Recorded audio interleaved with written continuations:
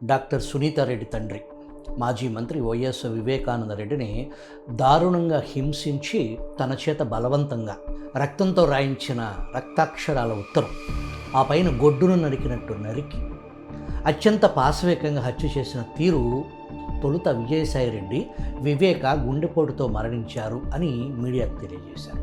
సాక్షి టీవీలో అంతకుముందే గుండెపోటు మరణం అని బ్రేకింగ్ నడపటం మనందరికీ తెలిసిందే. దీనికి ముందే తెల్లవారుజామున దారుణ చిక్కటి రక్తపు మరకల క్రైమ్ సీన్ కడిగేసింది ఎవరు? వైఎస్ భారతి తండ్రి డాక్టర్ గంగిరెడ్డి ఆసుపత్రి సిబ్బంది గుండెపోటు వివేకానందకు కుట్లు ఎందుకు వేశారు? ఈ హత్యకు కిరాయి హంతకులను పురమాయించిన అసలు హంతకులు ఎవరు అనేది ఇప్పటికీ ప్రశ్నలుగానే మిగిలిపోయాయి. మా నాన్నను ఎవరు చంపారు అని వివేక కుమార్తె సునీత కన్నీళ్ల వెనుక దాగిన నిజం ఆమె జీవితాన్ని కూడా చీకట్లోకి నెట్టేస్తుంది. ఇది ఒక వ్యక్తి మరణం మాత్రమే కాదు, న్యాయ వ్యవస్థకు విసిరిన సవాల్. 7 సంవత్సరాలు గడిచిపోయాయి, నిజం ఇంకా బయటకు రాలేదు. నిజం బయటపడితే ఆంధ్రప్రదేశ్ రాజకీయాల్లో భూకంపం పుడుతుంది. మా నాన్నను ఎవరు చంపారు, ఎందుకు చంపారు, ఎవరి ఆదేశాలపై చంపారు అని డాక్టర్ సునీత ప్రశ్నలకు సమాధానం చెప్పాల్సిన వ్యవస్థ మౌనంగా నిలబడింది. తన అన్న జగన్ రెడ్డి ముఖ్యమంత్రిగా ఉండగా డాక్టర్ సునీత కొంగుపట్టి న్యాయం అడిగితే అన్న భయపెట్టాడు, అవమానించాడు, రక్త సంబంధం చెల్లిని ఒంటరిగా వదిలేశాడు. సిబిఐ విచారణ కోసం నువ్వు పట్టుబడితే వైఎస్ అవినాష్ రెడ్డి బీజేపీలో చేరతాడు, ఒకవేళ కేసు నమోదైతే 12వది అవుతుంది, అంతకు మించి ఏం కాదు అని రక్త సంబంధానికి నిర్మోహటంగా చెప్పేశాడు. శాసనసభలో మాత్రం ఒక కన్ను ఇంకో కన్నును ఎందుకు పొడుచుకుంటుంది అధ్యక్ష అని కమల్ హాసన్ను మించిన నటనను ప్రదర్శించాడు. నాటి డీజీపీ గౌతమ్ సవాంగ్ వద్దకు సునీతను పంపించాడు జగన్. కాకి బట్టలు వేసుకుని కసాయి హంతకులను స్వయంగా డీజీపీ హోదాలో గౌతమ్ సవాంగ్ సీఎం జగన్ గారికి మీరు అవినాష్ రెడ్డి 2 కళ్ళు కాబట్టి కేసు విచారణ ముందుకు వెళ్ళటం జగన్ గారికి ఇష్టం లేదు అని బరి తెగించిన డీజీపీ సవాంగ్ వివేక కుమార్తెతో నేరుగా చెప్పే సాహసం ఎక్కడి నుంచి వచ్చింది? CBI SP Ram Singh case విచారణ వేగవంతం చేస్తే ఆ ఐపీఎస్ అధికారిపై కేసు బనాయించారు జగన్ పాలేరు పోలీసులు. సిబిఐ ఎస్పీ అర్ధరాత్రి హైకోర్టు తలుపు తట్టి తనని తాను కాపాడవలసిన పరిస్థితి.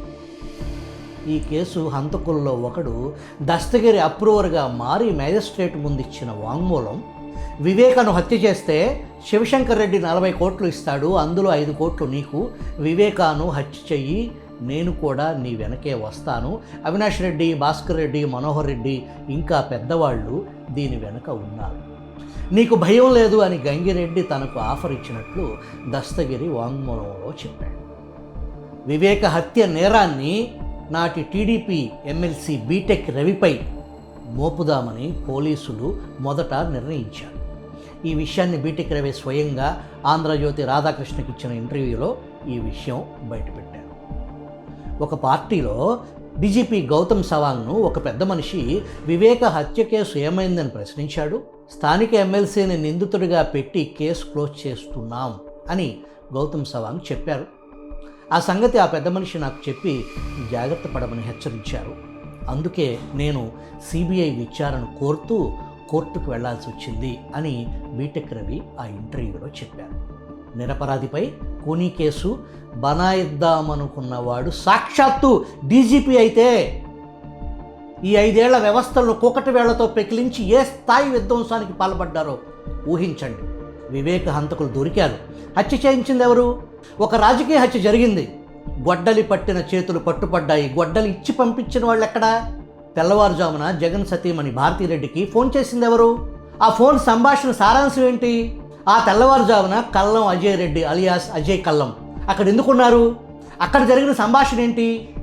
గుండెపోటు అని ప్రపంచానికి చెప్పిన సాయిరెడ్డి, భారతిరెడ్డి, జగన్ రెడ్డి, కల్లం అజయ్ రెడ్డి తదితరులను విచారించి సమాధానాలు రాబట్టాల్సిన చోట వ్యవస్థ మౌనంగా ఎందుకు నిలబడింది? హత్య చేసిన వారు దొరికారు కదా, హత్య చేయించిన వారిని విచారించాల్సిన అవసరం లేదని ట్రయల్ కోర్టు భావిస్తుందా? వివేక హత్య అనేది ఒక వ్యక్తి చేసిన పని కాదు, అది ఒక ఆలోచన, ఒక ఆదేశం, ఒక వ్యవస్థాగత నేరం. గొడ్డలి పట్టిన వాడిని శిక్షించి హత్య అసలు కారకులను రక్షిస్తే ఈ దేశ న్యాయ వ్యవస్థపై ప్రజలు పెట్టుకున్న నమ్మకం బీటలు వారితే అంతిమంగా నష్టపోయేది ఈ ప్రజలే కదా. ఎవరిని విచారించాలో మీరు చెప్పండి అని బాధితులను కోర్టు ఎదురు ప్రశ్నిస్తుంటే నిజాన్ని వెలికి తీయాల్సిన బాధ్యత బాధిత కుటుంబాలదా, చట్ట వ్యవస్థలదా అనే ప్రశ్న ఉదయిస్తుంది. సిబిఐ అంటుంది కోర్టు ఆదేశిస్తేనే దర్యాప్తు చేస్తాం, కోర్టు అంటుంది ఎవరిని విచారించాలో మీరు చెప్పాలని. ఇద్దరూ ఒకరిపై ఒకరు బాధ్యతను నెట్టేస్తారు, మధ్యలో నిజం నలిగిపోతుంది, న్యాయం రాజకీయ లెక్కల్లో మునిగిపోతుంది. ఇది అశక్తత కాదు, ఇది ఉద్దేశపూర్వక నిర్లక్ష్యం. నిజం బయటకు వస్తే ఒక వ్యక్తి కాదు, ఒక పార్టీ కాదు, ఒక పూర్తి రాజకీయ వ్యవస్థనే ప్రజల ముందు నగ్నంగా నిలబెడుతుంది. హత్యలో పాల్గొన్న వాళ్ళు చిన్న చేపలు మాత్రమే, హత్య చేయించిన వారు తిమ్మింగలాలు. చిన్న చేపను పట్టుకుని తిమ్మింగలాన్ని వదిలేయటమే మన ప్రజాస్వామ్యంలో న్యాయం కిందకు వస్తుందా అనేది అసలు ప్రశ్న. నాడు ఒక రాజకీయ నాయకుడి హత్య, రేపు ఒక జర్నలిస్ట్ హత్య, ఎల్లుండి ఒక సామాన్య పౌరుడి హత్య. నిజం చెప్పే గొంతు ఎప్పుడైనా నిలిపేయవచ్చు. న్యాయం గుడ్డిదంటారు, ఇప్పుడు అది కేవలం గుడ్డితనం మాత్రమే కాదు, అన్యాయానికి మౌనంగా సహకరిస్తుంది.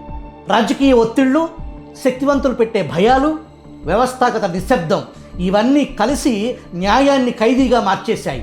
అసలు హంతకులు ఎవరు అనే నిజాన్ని దాచటం కోసం వ్యవస్థలు ఇంతలాగా జగదారిపోతాయా? ఇది కేవలం ఒక హత్య కేసు మాత్రమే కాదు, ఇది ఒక హెచ్చరిక. న్యాయం కోసం మనం పోరాడకపోతే రేపు న్యాయం మన కోసం పోరాడదు. న్యాయదేవత కళ్ళకు గంతలు ఎందుకు కడతారో తెలుసా? ఎవరు ధనవంతుడు, ఎవరు పేదవాడు, ఎవరు శక్తిమంతుడు, ఎవరు బలహీనుడు అన్న తేడా లేకుండా అందరికీ ఒకే న్యాయం జరగాలన్న భావన.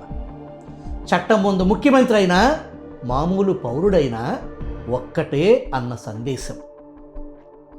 పక్షపాతం లేకుండా తీర్పు ఇవ్వాలంటే కళ్ళతో చూస్తే మనుషుల రూపం, హోదా, డబ్బు, ప్రభావం చూసి పక్షపాతం చూడకుండా, భయపడకుండా కేవలం సాక్ష్యాల ఆధారంగా తీర్పులు ఇవ్వాలి అని.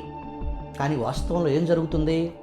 శక్తివంతులను చూసి తల ఉంచుకుంటుంది, బలహీనలను చూసి మౌనంగా ఉంటుంది, రాజకీయ ఒత్తిళ్లకు లొంగిపోతుంది. ఇప్పుడు న్యాయదేవత గంతల అర్థం, ఆ గంతలు న్యాయం కోసం కట్టారా లేదా నిజాన్ని చూడకుండా ఉండేందుకు కట్టారా అనే ప్రశ్న తలెత్తుతుంది.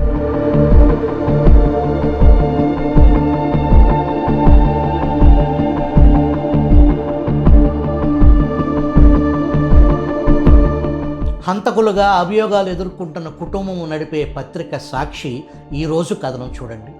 సునీత పిటిషన్పై సుప్రీం సీరియస్. ఇలాగైతే మరో 10 ఏళ్ళు పడుతుంది. ప్రతి చిన్న అంశానికి దర్యాప్తు కోరతారా? భూతద్దంలో చూపిస్తూ మళ్ళీ దర్యాప్తు కోరుతూ పోతే హైకోర్టుకు పంపాల్సి వస్తుంది. నిందితులకు హక్కులుంటాయి కదా. గోడ మీద పిల్లివాటంలాగా సిబిఐ తీరు, విచారణ అవసరం లేదనుకుంటే కేసు క్లోజ్ చేయండి, లేదా స్పష్టమైన వైఖరితో రండి అని సుప్రీంకోర్టు తేల్చినట్లు సాక్షి తనకేం కావాలో తేల్చేసింది. సునీత తరపున న్యాయవాది సిద్ధార్థ లుద్ర వాదనలు వినిపిస్తూ, మేము అడగని అంశాలను సిబిఐ కోర్టు పరిగణలోకి తీసుకుని నిర్ణయం వెలువరించింది. 4 కోట్ల మనీ ట్రయల్పై దర్యాప్తు అసంపూర్తిగా జరిగింది, దానిపై లోతుగా పరిశీలించాలి. సిబిఐ కూడా అదే చెప్పింది. నిందితుల కాల్ రికార్డును సేకరించడం వల్ల తదుపరి ప్రయోజనం ఏమీ లేదని సిబిఐ కోర్టు అభిప్రాయపడింది. ఈ అంశాన్ని సిబిఐ కోర్టు ఎలా నిర్ధారిస్తుంది? హతుడి కుమార్తె తదుపరి దర్యాప్తు కోరుతున్నారు. కోర్టు ఉత్తర్వుల అమలుకు అభ్యంతరం లేదని సిబిఐ చెప్పింది అని సుప్రీంకోర్టుకు తెలియజేశారు. ట్రయల్ కోర్టు మాత్రం ఈ విషయాల్లో తదుపరి దర్యాప్తు అక్కర్లేదని ముందే ఒక నిర్ణయానికి వచ్చిందన్నారు. హత్య గురించి బాహ్య ప్రపంచానికి తెలియకముందే జగన్కు తెలిసినందున ఆయన పాత్రపై అనుమానాలు వ్యక్తమవుతున్నాయని సిద్ధార్థ్ సుప్రీం దృష్టికి తీసుకొచ్చారు. అప్పుడు జస్టిస్ సుందరేష్ జోక్యం చేసుకుంటూ, మా నుంచి మీకేం కావాలి, ఇక్కడే మినీ ట్రయల్ నిర్వహించాలనుకుంటే అన్ని విషయాలను పరిగణలోకి తీసుకుని మీరు మళ్ళీ హైకోర్టుకు వెళ్ళాలని చెబుతాం. దాంతో విషయం తేలటానికి మరో 10 ఏళ్ళు పడుతుంది. మీరు ప్రాక్టికల్గా చూడండి. ఇందులో ఏ అంశాలపై దర్యాప్తు చేస్తారో సిబిఐని అడుగుతాం. వాళ్ళు ఏం చెబుతారో అంతవరకే మేము పరిగణలోకి తీసుకుంటాం అని పేర్కొన్నారు. అనంతరం జస్టిస్ సుందరేష్ స్పందిస్తూ, మేము సిబిఐ చెప్పేదాని ప్రకారం ముందుకెళ్తామని ఇదివరకే చెప్పాం. సిబిఐ ఏం కావాలనుకుంటుందో స్పష్టంగా చెప్పండి అని సిబిఐ తరపున న్యాయవాదిని కోర్టు ప్రశ్నించింది. ట్రయల్ కోర్టు ఇచ్చిన తీర్పుతో సిబిఐ సంతృప్తిగా ఉందా? సిబిఐకి ఏం కావాలి? దాని ప్రకారం మేము విషయాన్ని పరిశీలిస్తాం. సిబిఐని ఉద్దేశించి, ఈ కేసులో మీరెప్పుడూ అస్పష్టంగానే ఉన్నారని, ఈ కేసులో మీరు ఇంకేమీ చేయలేమని మీరంటే కేసును ఇంతటితో ముగిస్తాం. ఈ వ్యవహారంలో ఎవరిని విచారించాలన్న అంశాలపై స్పష్టత ఇవ్వాలి. మేము అంతవరకే ఉత్తర్వులు ఇస్తాం. మీరు తదుపరి దర్యాప్తు కావాలని చెబితే ప్రతివాదులు వాదనలు విన్న తర్వాత దానిపై ఉత్తర్వులు జారీ చేస్తాం. ఎవరెవరిని విచారించాలి, కస్టోడియల్ విచారణ అవసరమా లేదా అనేది పరిశీలిస్తాం. మేము ఇరు వర్గాల నుంచి వాస్తవాలు తెలుసుకోవాలనుకుంటున్నాం. అదే సమయంలో దర్యాప్తును అడ్డుకోవాలనుకోవట్లేదు. ఇది చాలా సున్నితమైన విషయం. అందువల్ల చాలా జాగ్రత్తలు తీసుకుంటున్నాం. ఇది తార్కిక ముగింపుకు చేరాలి. బాధితులకు కనీసం ఖచ్చితమైన న్యాయ ప్రక్రియ అనుసరించారన్న సంతృప్తి అయినా కలగాలి. అందుకే తదుపరి దర్యాప్తు అవసరం ఉందా లేదా, ఒకవేళ ఉంటే ఎంతవరకు, తదుపరి దర్యాప్తు అవసరం ఉంటే నిందితుల బెయిల్, ముందస్తు బెయిల్ దరఖాస్తులను సవాలు చేస్తూ దాఖలైన కేసుల పరిస్థితి ఏంటి అనే విషయాలను కూడా మేము పరిగణలోకి తీసుకుంటాం. మేం సమతౌల్యం పాటించే క్రమంలో జారీ చేసే ఉత్తర్వులు బాధితులకు అనుకూలంగానో వ్యతిరేకంగానో ఉండొచ్చు. ట్రయల్ కోర్టు తీర్పుతో ఎవరు విభేదించినా అప్పీల్ దాఖలు చేయాల్సిన అవసరం లేదని మేము ఇదివరకే చెప్పాం. అలా వెళ్తే మరో 10 ఏళ్ళు పడుతుంది. ఇప్పుడు మీ అందరి వాదనలు పరిగణలోకి తీసుకుంటాం. అయితే ప్రధానంగా సిబిఐ ఏం కావాలంటుందన్న దాన్ని బట్టే ముందుకెళ్తాం. దర్యాప్తు చేసేది ఆ సంస్థే కాబట్టి ప్రస్తుత దశలో దాన్ని అనుమానించడానికి ఏమీ లేదు. మీరు మీ వాదనలు వినిపించినా మేము సిబిఐ అభిప్రాయం ఏంటనేది స్పష్టంగా తెలుసుకోవాలి. దాని ఆధారంగా మీ వాదనలు విని ఉత్తర్వులు జారీ చేస్తాం అని సర్వోన్నత న్యాయస్థానం వ్యాఖ్యానించింది. అందుకు సిబిఐ న్యాయవాది స్పందిస్తూ, సిబిఐ అధికారులను అడిగి సమాధానం చెప్పడానికి 2 వారాల సమయం ఇవ్వాలని కోరగా జస్టిస్ సుందరేష్ అందుకు అంగీకరించారు. ఆ తర్వాత జస్టిస్ ఎన్కే సింగ్ జోక్యం చేసుకుంటూ, ఈ కేసులో మీరు దర్యాప్తు చేస్తున్నారు కాబట్టి దాని గురించి స్పష్టత ఉండాలి. తదుపరి దర్యాప్తు అవసరమా కాదా అన్నది మీకు తెలియాలి. మీరు సంతృప్తి చెందితే మేం చేయటానికి ఏమీ ఉండదు.